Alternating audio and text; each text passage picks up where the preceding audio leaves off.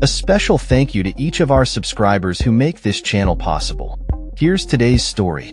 In a dramatic turn of events, Dutch Foreign Minister Caspar Veldkamp has stepped down after failing to garner support from his cabinet for additional sanctions against Israel due to its ongoing military actions in Gaza.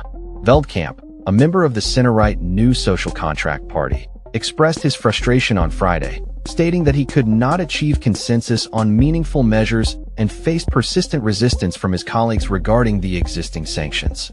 His resignation comes in the wake of escalating pressure from lawmakers, particularly from the opposition, who have been advocating for stricter sanctions against Israel. Veldkamp's recent attempts included imposing entry bans on far-right Israeli ministers Bezalel Smotrich and Itamar Ben-Gvir, citing their roles in inciting violence against Palestinians.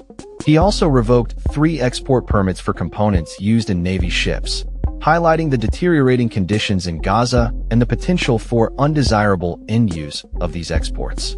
Speaking to reporters, Veldkamp voiced his concerns about the situation in Gaza, particularly the military assault on Gaza City and the controversial settlement decisions in the West Bank and East Jerusalem. His departure leaves the Netherlands without a foreign minister at a crucial time when the European Union is navigating security guarantees for Ukraine and ongoing trade negotiations with the United States.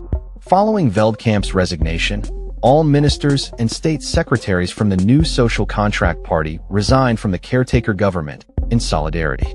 Reports indicate that Veldkamp faced increasing demands from Dutch lawmakers for the government to take a stronger stance against Israel, especially in light of the recent attacks on Gaza City and the growing humanitarian crisis in the region. Al Jazeera correspondent Step Vessen reported from Berlin, noting that Veldkamp had been under mounting pressure as public protests against Israel's military campaign in Gaza intensified.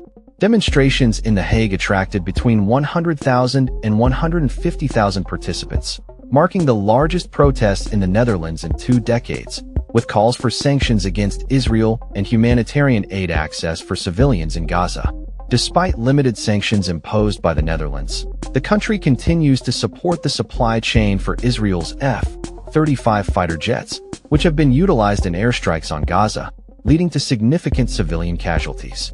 Research indicates that ships carrying F-35 components frequently dock at the port of Rotterdam, operated by Danish shipping company Maersk.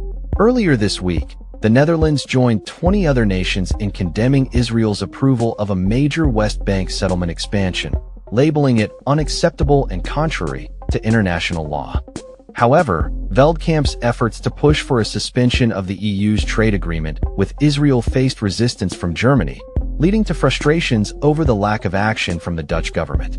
The humanitarian crisis in Gaza has reached alarming levels, with the United Nations officially declaring famine conditions in the region.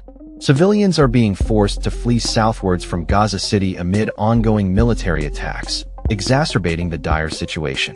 As the political landscape in the Netherlands shifts, the caretaker government, which has been in place since the collapse of the previous coalition in June, is expected to remain until a new coalition is formed following elections in October.